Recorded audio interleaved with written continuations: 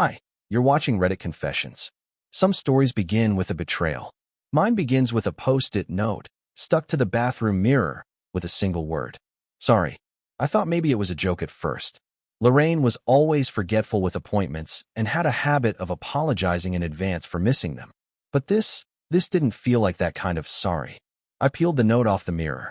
The handwriting was shaky, almost like she'd written it with her non-dominant hand, or while crying. I stood there for a moment in my bathrobe, toothbrush still in my mouth, trying to piece it together. Then I noticed the door to the basement was open, wide open, and the lights were on. Now, we don't go into the basement much. It's cluttered, cold, and filled with the ghosts of projects we never finished. So the fact that the light was on, in the middle of a Wednesday morning, felt wrong. I walked downstairs slowly, one hand on the railing, each step creaking under my weight like it was warning me. Don't go down there, Ernie. At the bottom, everything looked normal, until I turned the corner toward the old cedar chest we hadn't opened since 1996. It was open. Inside were dozens of envelopes. Some yellowed, some newer, all with my name on them. Lorraine had written me a letter, every year for 37 years. But she never gave me any of them. And just as I reached for the first one, I heard the door at the top of the stairs click shut. She had locked me in.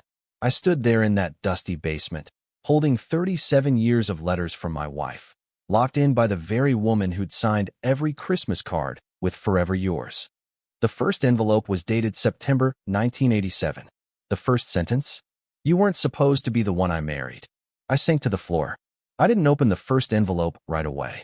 I just sat on the cold concrete floor, surrounded by dust, forgotten paint cans, and 37 sealed messages from a woman I thought I knew. Each envelope had a year written in the top right corner, and they weren't even in order. Some were crumpled, others sealed so tightly I knew they hadn't been opened or read in decades. They were written for me, but never meant for me to find. That much was clear. The door at the top of the stairs stayed locked. I didn't yell. I didn't even try the knob. I wasn't sure if I was locked in physically or emotionally. Something about seeing my name in 37 years of hidden ink felt like a betrayal I hadn't earned. And yet, I couldn't walk away. I opened the first letter, 1987, the year after we got married. I expected a love note, maybe an apology for some argument I'd forgotten. Instead, it said, "I didn't tell you this, but I was crying when I walked down the aisle. Not from joy." My chest tightened. She wrote about how her parents had pressured her, how everyone had told her to settle down, how she thought marrying me would silence the noise. That was her phrase. I had always believed we were meant to be, but according to her, I was a decision made out of fear, not love. I moved on to 1991. That was the year our second child, Parker, was born. I remembered Lorraine smiling so wide in the hospital bed, tears of happiness in her eyes. But the letter from that year read, "Parker isn't yours. You suspected once, but I convinced you otherwise." I had suspected. A moment, years ago, when I noticed the timing didn't quite add up. She'd told me I was being paranoid. I believed her. Like a fool. I opened 1998 next. That year she wrote about the business trip she said she'd taken to Cleveland. Only, she hadn't gone to Cleveland. She had flown to Colorado to meet a man she'd met online in a forum for watercolor artists. She said they didn't sleep together, but they spent 3 nights connecting in ways we never did, Ernie. And still, I had no idea. I had been home with our kids, cooking spaghetti and burning garlic bread, wondering what she was doing at her conference. By the time I reached the 10th letter, I felt something crack inside me. Not anger, not even betrayal. Just this dull, echoing emptiness. Lorraine hadn't just lied to me. She'd lived an entire parallel life, and every year she captured it in writing, then hid it in the basement like a personal time capsule of deceit. Then I found the one marked "Do Not Open" until after I'm gone. It was dated just 6 months ago, and it was written in all caps. "If you find this before I die, everything will change. Please, think before you read." I tore it open anyway, because I knew whatever was inside that envelope would finally explain why she left the door open and why she locked it behind me. My fingers trembled as I unfolded the letter marked "Do Not Open" until after I'm gone. Part of me hoped it was just melodramatic, that maybe Lorraine had written something sentimental, a confession of love she never found the courage to share out loud. But the weight of the envelope said otherwise. It felt heavy, and not just from the extra pages inside. The letter started off strangely calm. She wrote that she had been sick for a long time, physically, not just emotionally, that she'd been hiding it. Doctors, scans, secret appointments. The kind of thing that's hard to believe someone could keep from you when you sleep 6 inches apart every night. But she had. For nearly 2 years, she'd been quietly preparing for her own death. And her confession, her cleansing, as she called it, had been part of that preparation. I should have been devastated. Instead, I was numb. But then came the paragraph that finally shattered me. I never told you what happened in 1995. That was the year everything truly changed. Not for you, for me. I racked my brain. 1995. That was the year I lost my job at the paper mill. The year our finances tanked.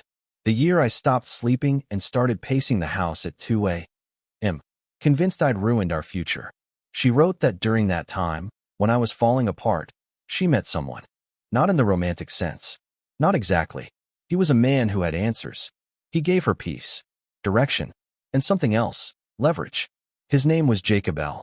He told me that the truth is never enough. That if you want to be remembered, you have to control the story. At first, I didn't understand what that meant. Control the story? Was she in some cult? A therapist's twisted circle? But the next paragraph made it all worse. Everything I've written in these letters is true. But not all of it happened to me. That line made my spine go cold. She claimed that, over the years, she began collecting other people's stories. Women from support groups, co-workers, strangers online. She absorbed them, took them in, and eventually, she said, I couldn't tell the difference between what happened to me and what I borrowed. I backed away from the letter like it had teeth. If the letters were partially lies, then what was real? Did she cheat? Did she not? Was Parker really mine? Or was that someone else's memory stitched into our lives like a ghost? I sat there surrounded by decades of paper, and suddenly none of it mattered. I realized Lorraine hadn't told me the truth. She'd told me a version of herself she wanted to be remembered for, and I wasn't sure if that version ever really existed. Then I heard the key turn in the lock upstairs. The basement door creaked open, and her voice, cold and quiet, floated down the stairs. I didn't think you'd read that one. I didn't answer her. I couldn't. Her voice felt like it was coming from somewhere unreal, like the static buzz of an old radio broadcast echoing through a tunnel. I stayed where I was, still clutching that final letter in my hand. The words, not all of it happened to me, looping endlessly in my head. She came down the stairs slowly, one step at a time, like she knew she was approaching something she couldn't undo. She looked smaller than I remembered. No makeup, slippers on, her gray sweater hanging awkwardly off her shoulders. She didn't look like someone who had just detonated the truth about her life. She looked relieved. I had to, she said softly. You weren't supposed to find them like this. I was going to give you one letter at a time. When the time was right. When I was gone. She sat down across from me on an overturned crate, careful not to touch the stack of envelopes between us. You lied in some of them, I said. My voice cracked like it belonged to someone else. She nodded. Yes, but I also told you things I never had the courage to say out loud. That's something, isn't it? I almost laughed. That's something. That's like handing someone a knife and calling it a gift. I had spent the last 3 hours questioning the foundation of my marriage, my children, my memories, and she was asking for understanding. Then she dropped a sentence that redefined everything again. You weren't supposed to read the letters. Not all of them. Only the ones with the gold ink on the flap. I blinked. What? She reached into the pile and pulled out 3 envelopes with tiny gold dots on the corners. Those were the real ones. The rest were exercises. Memory therapy. They helped me cope with things I didn't know how to process. I wrote the worst possible truths I could imagine, so I could bury the ones I couldn't face. My heart dropped again. So which ones were true? She looked at me, and that was when I saw it. The part of her that had already let me go. I can't tell you that, she said. I need you to choose what kind of man you want to be going forward. The kind who clings to the past, or the kind who rewrites his ending. I stared at her like she'd grown another head. Then she said something I'll never forget. I wrote my story. Now it's your turn. She stood up, just like that, and went back up the stairs, leaving the door open this time. I didn't move. I didn't call after her. I just sat there, surrounded by a chaos of truths and lies, and realized that the biggest betrayal wasn't what she did. It was that she didn't care which version of her I believed anymore. I didn't sleep that night. I didn't even try. I sat at the kitchen table with a cup of cold coffee, the 3 envelopes with gold ink sitting in front of me like ticking time bombs. Lorraine had gone to bed as if nothing had happened. No arguments, no begging, not even a tear. It was like she'd delivered the final act of a play she'd been rehearsing alone for years and now expected the audience to process it in silence. I stared at those envelopes for hours. Part of me didn't want to open any of them. Another part wanted to burn them all and pretend this entire day had never happened. But the loudest part, the weak, spineless, overthinking part of me, needed answers. I chose the one dated 1995, the year she claimed her perspective had changed forever. The letter was handwritten, which somehow made it feel more dangerous. There's something about seeing emotions scribbled out in real ink that makes it harder to pretend they aren't real. She didn't ease into anything. It began like this. This is the only letter I'll ever write to you without fiction, edits, or shame. She confessed that she'd been planning to leave me that year. She had packed a suitcase, written goodbye letters to the kids, and even transferred money into a separate account under her maiden name. She said she never told me because, as she stood in the doorway with her bag, Parker, who was only 4 at the time, ran up behind her holding a crayon drawing with stick figures and the words, "Mommy, Daddy, me." She froze, put the bag down, unpacked, never mentioned it again. I chose to stay, she wrote, but I resented that drawing for years. I felt trapped by love that was too innocent to run from. I stopped reading after that line. I physically couldn't continue. It wasn't rage. It was humiliation. I thought the reason she stayed was because she wanted to, because she loved me, not because of a child's drawing that guilt her into loyalty. I eventually forced myself to finish the letter. At the end, she wrote, "The moment you read this, you'll finally be free to walk away. I wouldn't blame you. But if you stay, please don't ask me for more." This was everything. But it wasn't everything. Not even close. Because the next morning, a manila envelope arrived in the mail addressed to Lorraine Wilson, care of Ernest Wilson. The return address was in New Mexico. No name. Just a small black symbol in the corner, 3 lines in a circle. Lorraine saw it before I did. She froze when she picked it up. Her face went pale. And then she said the words that changed everything. He wasn't supposed to find me. When Lorraine whispered, "He wasn't supposed to find me," it didn't sound like fear. It sounded like regret. Like she had opened a door decades ago and left it unlocked by accident. I stood there, still holding the envelope, watching her face change as her memories caught up to her mouth. She didn't ask me what was inside. She already knew. I opened it anyway. Inside was a single photograph and a letter. The photo was old, taken in what looked like the late 80s. Lorraine was sitting at a picnic table, laughing, eyes locked on a man across from her. He wasn't me. He had long dark hair, a denim jacket, and his hand rested on hers like they'd done that pose 100 times before. The letter wasn't signed. It was typed in a generic font, the kind used by someone trying too hard not to be found. It read, "You thought you could vanish. I let you go once. But not again. You owe me more than a memory." Lorraine slowly reached for a chair and sat down, not looking at me, not even blinking. I asked her who he was. "Malcolm," she said. "His name is Malcolm. He's the reason I almost never married you." She told me that before we got engaged, she had run away with him for 10 days. No one knew. Not her parents. Not her sister. Not even me. She said she thought she loved him in a way she could never love anyone else. That he was unpredictable, obsessive, overwhelming, but that made her feel alive. Then she said something that stopped my breath. "I left him while he was asleep. I never said goodbye." She had stolen money from him, taken a bus across the state, and erased him from her life like a bad dream. And when I proposed a few months later, she said yes. Not because she was over him, but because I made her feel safe. I asked her why he was reaching out now, after 37 years. She hesitated. "Because I think he knows that one of those letters wasn't fiction." When I asked her which one, she didn't answer. She just stood up, walked to the drawer, and pulled out an old flip phone I didn't recognize. "It's not about me anymore," she said, placing the phone on the table like it was evidence. "It's about you now. He'll try to talk to you, and he's very good at rewriting history." I stared at the phone, still powered off. My stomach turned with a weight I couldn't explain. Because if Malcolm was back, then someone else had been reading those letters too. That night, I didn't touch the phone. I just stared at it like it might come alive on its own. Lorraine had gone to bed early again, barely speaking, but not avoiding me either. It was like we were both orbiting something too dangerous to acknowledge head-on.